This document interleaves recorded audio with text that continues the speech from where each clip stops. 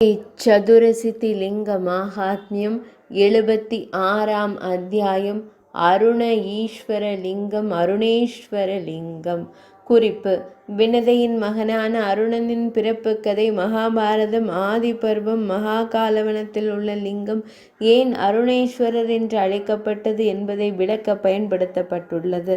தனது உடல் குறைபாட்டிற்காக தன் தாயை சபித்த பின்னர் அருணன் வருந்தினான்.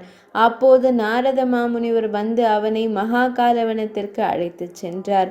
அந்த லிங்கம் அவனை சாபத்திலிருந்து விடுவித்து சூரிய பகவானின் தேரோட்டியாக நியமித்தது. ஈஸ்வரனார் கூறினார்: தேவி, அருணேஸ்வரர் என்ற பெயருடைய லிங்கம் 76வது தெய்வமாகும். அதனை காண்பதன் மூலம் பாவங்கள் நீங்கும் மற்றும் மனிதர்களுக்கு விரும்பிய ஆசைகள் அனைத்தும் நிறைவேறும். முற்காலத்தில் தேவி தேவயுகத்தில் பிரஜாபதியின் 2 பாக்கியம் பெற்ற மகள்கள் இருந்தனர். அந்த 2 சகோதரிகளும் மிகவும் அழகாகவும் பாவமற்றவர்களாகவும் இருந்தனர். அவர்கள் கஷ்யப முனிவரின் மனைவிகளானார்கள். அவர்கள் கத்ரு மற்றும் வினதை. பிரஜாபதிக்கு நிகரான அந்த மகிழ்ந்த கணவர் அவர்களுக்கு வரங்களை வழங்கினார். மிகுந்த மகிழ்ச்சியடைந்த கஷ்யப முனிவர் தனது நற்குணமுள்ள மனைவிகளுக்கு வரங்களை வழங்கினார். அவர் வரங்களை வழங்குகிறார் என்பதை கேட்ட அந்த சிறந்த பெண்கள் மிகுந்த மகிழ்ச்சி அடைந்தனர். கத்ரு தமக்கு சமமான ஒளி உடைய 1000 அரவங்கள் மகன்களாக வேண்டும் என்று விரும்பினாள். வினதையோ கத்ருவின் மகன்களை விட வலிமை, வீரியம், ஒளி மற்றும் வீர செயல்களில் சிறந்த 2 மகன்கள் வேண்டும் என்று விரும்பினாள். கணவர் அவளுக்கு அந்த வரத்தை வழங்கினார். உனக்கு 2 சிறந்த மகன்கள் பிறப்பார்கள், அப்படியே ஆகட்டும் என்று கஷ்யப முனிவர் வினதையிடம் கூறினார். வினதை தான் விரும்பியபடி வரம் பெற்றதும் திருப்தி அடைந்தாள். வலிமையில் சிறந்த மகன்களை பெற்றதால் தன் ஆசைகள் நிறைவேறியதாக கருதினாள். கத்ருவும் சமமான ஒளியுடைய 1000 மகன்களை பெற்றதில் மகிழ்ச்சி அடைந்தார். கருப்பையில் குழந்தைகளை சுமக்கும் போது நீங்கள் கவனமாக இருக்க வேண்டும் என்று கஷ்யப முனிவர் கூறினார். வரம் பெற்றதால் மனைவியர் இயல்பாகவே மகிழ்ச்சி அடைந்த போது கஷ்யப முனிவர் பெரும் தவம் செய்வதற்காக காட்டிற்கு சென்றார். நீண்ட காலத்திற்கு பின்னர் அழகிய அங்கங்களை கொண்ட கத்ரு 1000 நாக முட்டைகளை பெற்றெடுத்தாள். வினதை 2 முட்டைகளை பெற்றெடுத்தாள். மகிழ்ச்சி அடைந்த பணிப்பெண்கள் இருவரின் முட்டைகளையும் 500 ஆண்டுகளுக்கு நீராவி மூலம் சூடுபடுத்தப்பட்ட பானைகளில், அதாவது அடை காக்கும் கருவிகளில் வைத்தனர். அந்த 100 ஆண்டுகள் காலத்தில் கத்ருவின் புதல்வர்கள் வெளிவந்தனர். வினதையின் முட்டைகளிலிருந்து 2 குழந்தைகளில் ஒன்றையும் காணவில்லை. ஒரு மகனை ஆவலுடன் விரும்பிய அந்த பரிதாபகரமான பெண் வெட்கமடைந்தாள். அப்போது வினதை ஒரு முட்டையை உடைத்து பார்த்தபோது பாதி வளர்ச்சி அடைந்த ஒரு மகனை கண்டாள். உடலின் மேல் பகுதி வளர்ச்சி அடைந்திருந்தது, மற்ற பகுதி இன்னும் உருவாகவில்லை. கோபமடைந்த அந்த மகன் அவளை சபித்ததாக கூறப்படுகிறது. என் தாயே, பேராசை கொண்டவளாக நீ இருந்ததால் முழுமையாக வளர்ச்சி அடையாத உறுப்புகளுடன் என்னை இப்படி ஆக்கிவிட்டாய்.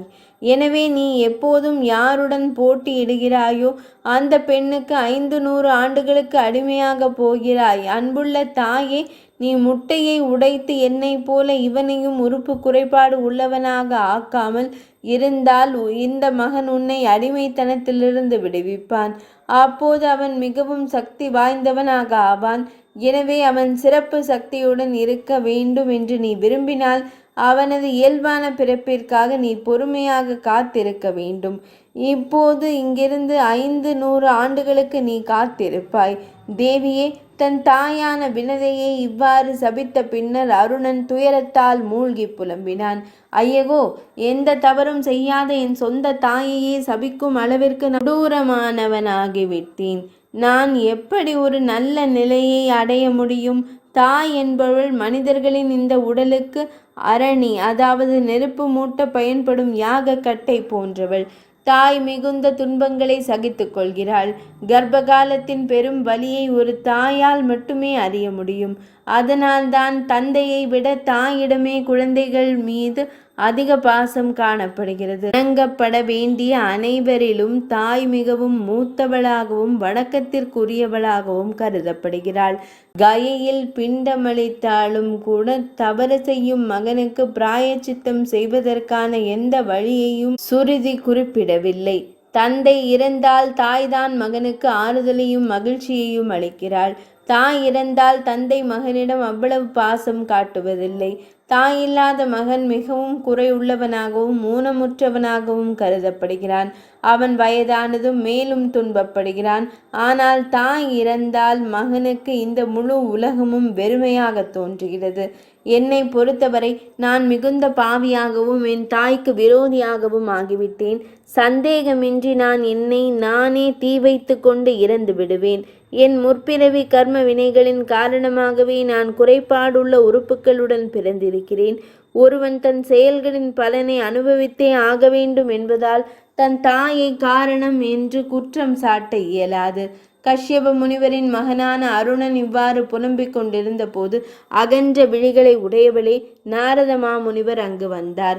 அவரை கண்டதும் அருணனானவன் மிகவும் துயரத்துடனும் மனச்சோர்வுடனும் அடிக்கடி புலம்புவதை கண்ட மகிழ்ச்சியான மனமுடைய நாரத மாமுனிவர் தனக்குள்ளேயே புன்னகைத்து கொண்டே கூறினார், கஷ்யபரின் மைந்தனான இந்த அருணன் இப்போது அழுது கொண்டிருக்கிறான்.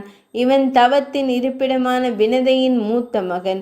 சில தினங்களிலேயே வெளிக்கொணரப்பட்டதால் இவன் மிகுந்த சக்தி வாய்ந்தவனாக இருந்த போதிலும் இவனுடைய உடலின் பாதி மட்டுமே வளர்ச்சி அடைந்துள்ளது. வினதையின் கருவில் பிறந்த இந்த புலம்பிக் கொண்டிருப்பவனை நான் தேற்றுவேன். அவன் மயக்கத்தால் அழுவதால் நான் அவனை தேற்றினால் அதன் புண்ணியம் நிச்சயமாக எனக்கு கிடைக்கும். இவ்வாறு தன் மனதில் சிந்தித்து சிறந்த பிராமணரான நாரத மாமுனிவர் அருணனிடம் தேன் மற்றும் அமிர்தத்திற்கு நிகரான இனிமையான வார்த்தைகளை கூறினார். அன்பனே, வினதையின் கருவில் பிறந்த கஷ்யப முனிவரின் வாரிசே, வெல்ல இயலாத அம்சங்களை கொண்ட பேரொளி பிளம்பே, வீணாக துக்கம் கொள்ளாதே. நடக்க விதிக்கப்பட்ட நிகழ்வுகள் அவை இன்பமாக இருந்தாலும் சரி துன்பமாக இருந்தாலும் சரி நடந்தே தீரும். வினதை உன்னால் சபிக்கப்பட்டது என்பது தேவர்களின் மர்மமான செயலாகும். உன் சொந்த தாயை சபித்ததற்காக உன் மனதில் ஏதேனும் வருத்தம் இருந்தால் தேவர்களின் தலைவனான யாத்ரேசருக்கு வடக்கே உள்ள தேவர்களால் வணங்கப்படும் புண்ணிய லிங்கம் இருக்கும் அந்த அற்புதமான மகா காலவனத்திற்கு என் சொற்படி வா. அது எல்லாவற்றையும் அருள்பவர் மற்றும் மங்களகரமானது. உயரிய உள்ளம் கொண்ட நாரத மாமுனிவரால் இவ்வாறு கூறப்பட்டதும் அருணன் அரை நொடிக்குள் அந்த அற்புதமான மகா காலவனத்திற்கு வந்தான். அங்கே பிரகாசமான ஒளி பிளம்பின் சிகரம் போல தோன்றிய அந்த அற்புதமான லிங்கத்தை அருணன் கண்டான். மலர்களால் அதை முறைப்படி வழிபட்டான்.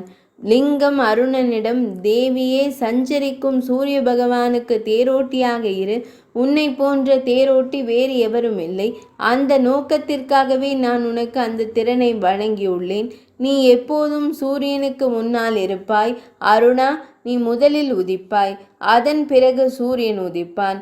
உன் பெயருக்கு பிறகு நான் 3 உலகங்களிலும் சந்தேகமின்றி அருணேஸ்வரன் என்று அறியப்படுவேன். நான் மனிதர்களுக்கு செல்வத்தை வழங்குவேன். உன் பெயரால் அழைக்கப்படும் அருணேஸ்வரனாகிய என்னை எப்போதும் தரிசிப்பவர்கள் துன்பங்களிலிருந்தும் அழிவிலிருந்தும் விடுபட்டு மிக உயர்ந்த இடத்தை அடைவார்கள். என்னை மன தூய்மையுடனும் மன மகிழ்ச்சியுடனும் பயபக்தியுடனும் தரிசிப்பவர்கள் தாய் வழி மற்றும் தந்தை வழி குடும்பங்களின் தலைமுறைகளுடன் ஆயிரக்கணக்கான கோடி கல்பங்களுக்கு இன்பமாக வாழ்வார்கள். ஞாயிற்றுக்கிழமை என்னை தரிசிப்பவர்கள் 14 இந்திரர்கள் ஆளும் காலம் வரை சம்சார சாகரத்தால் ஏற்படும் துயரத்தை ஒருபோதும் அனுபவிக்க மாட்டார்கள்.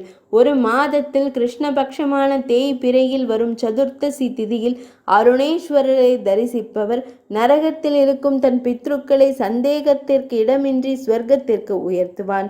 ஒரு பக்தன் சங்கராந்தி அன்றும் ஞாயிற்றுக்கிழமையிலும் அருணேஸ்வரரை தரிசித்தால் அது அவன் சுந்தர சுவாமியின் அதாவது கார்த்திகேயனின் யாத்திரையை மேற்கொண்டதற்கு சமம்.